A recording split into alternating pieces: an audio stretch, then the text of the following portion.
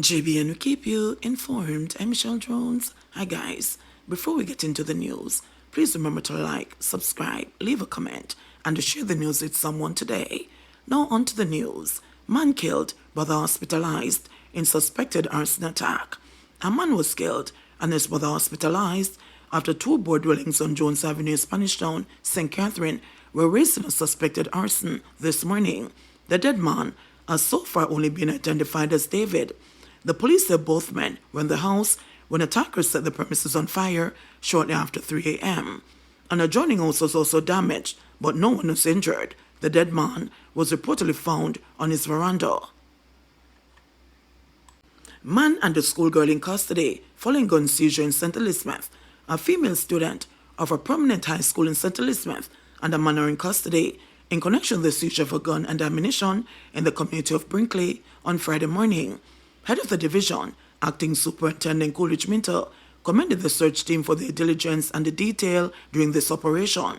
He further noted that the police also discovered paperwork which suggested some level of scamming happening in the area. We're here with the Junction OST team. At about 4:30 this morning, a targeted operation was conducted in the Brinkley community, which is a neighboring community in the Junction police area. During the search, one premises was searched and a .44 Smith & Wesson Magnum was found inside the toilet tank along with one live round.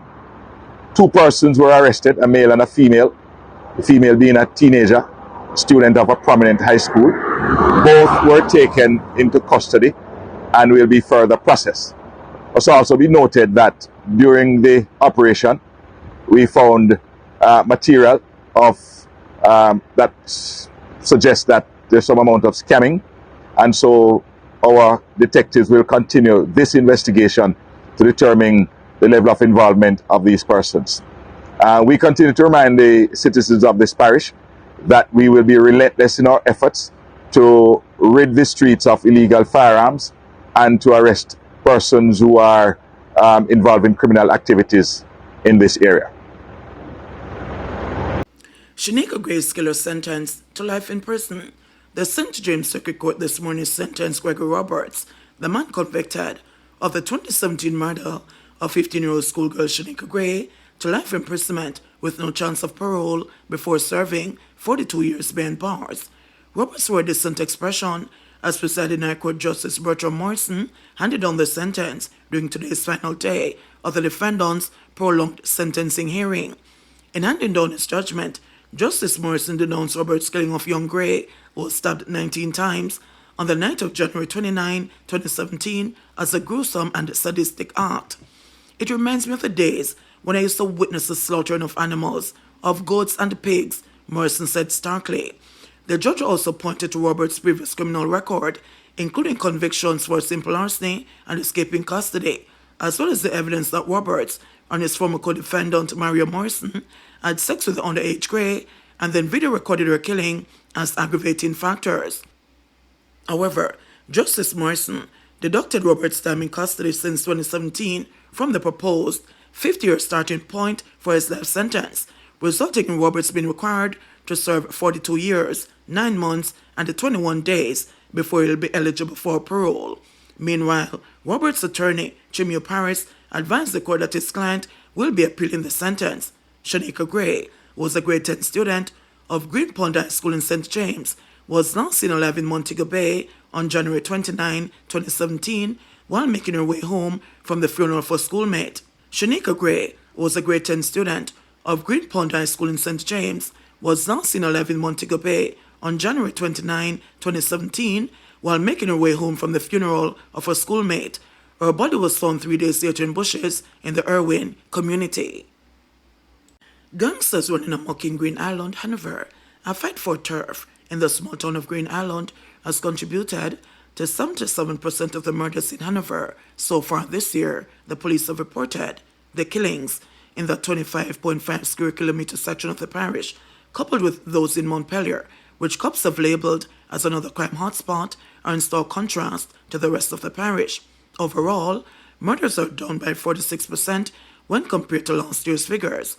Green Island is in western Hanover and Montpelier is in Sandy Bay in the east of the parish, and the police are concerned.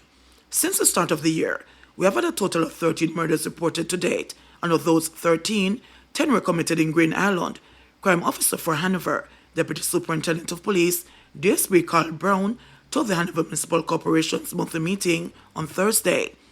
A breakdown of police statistics has shown that 4 murders were committed in January, 2 in February, 2 in March, and 5 since the start of April. There were 19 for the same period last year. Up to March, they were sporadic in different areas, and we did not pick up a pattern where those murders are concerned, DSP Brown said of the Green Island killings. That changed with the most recent incident last Saturday night. Gunmen drove through Green Island and opened fire, killing 1 man and injuring 2 others. Brown said the incident was a reprisal for the killing of a violence producer in the town, Wade Phillips. Phillips, who had been off the police radar for some time, was killed in Negril last Thursday. The senior cop argued that while the police knew that a reprisal would follow, they were unable to identify the targets ahead of time. He told the municipal corporation that Phillips was at war with the infamous Adrian Clark, otherwise called Turbo, who, although incarcerated, still has his tentacles in Green Island. The alleged leader of the Hanover-based 100 Rounds gang, Clark, was sentenced to 20 years in prison when he appeared in the Western Regional Gun Court in 2017. Brown said curfews, such as the one that began at 6 p.m. on April 8 and ended at 6 p.m. on April 10, are among the measures being used to address the bloodletting. We intend to use another until we can get a handle on it, he said. He stressed that attention will also be given to Montpelier, which he described as a sitting bomb as well. The crime officer said the issue there has to do with 2 sets of people who have been fighting since last year. While the police were able to arrest 8 from both sides, mid-year they went to court and the matter was discontinued after they promised to maintain the peace. However, the truce did not last long. A man was killed last Monday and the police said they're expecting a reprisal. But we have put things in place to mitigate, if not cancel altogether, what they have planned, assured Brown. He said the police will continue to utilize resources at hand to secure the parish. The division is like every other police area where we have shortages, but we have the external resources to call on, the JDF and our special ops. For the time being, they are assisting us greatly in Green Island and Montpelier, he said. We will continue to use what is available to us, as well as the curfew, to see how best we can cauterize what is happening until we can ensure that the citizens of Hanover feel safe again, added Brown. Robbery suspects slapped with several charges. 3 men have been slapped with several charges after the police reportedly intercepted their getaway car following a robbery at a bar in Finegrass District, Manchester on Sunday. The men have been identified as 23-year-old construction worker Javon Levy, otherwise called Joe, of Sedgeburg in Manchester, Osani Tolo, otherwise called Sani, of Shieldsbush, and 19-year-old Shamar Foster, otherwise called TJ, of Ballinor District, also in the parish. They are charged with 3 counts of robbery with aggravation, 3 counts of unauthorized possession of ammunition, and possession of prohibited weapon. The police report that around 9 p.m., 2 of the accused, one armed with a gun and the other with a crowbar, held up and robbed patrons of an undetermined sum of cash, cell phones, liquor, and the 3 poker boxes with a combined value of over $2 million. The men then reportedly escaped in a waiting Toyota Vauxhall motor vehicle, the police said. Officers reportedly intercepted the getaway car along the Sedgeburg main road in the parish where the vehicle was searched and the 2 cell phones were recovered. The police said the men then led them to an abandoned building in the Hopewell community where a 9mm pistol with a magazine containing 3 rounds as well as the other stolen properties were recovered. JBN will keep you informed. Please remember to subscribe, like, share, leave us a comment, and click the notification bell to receive our daily news items.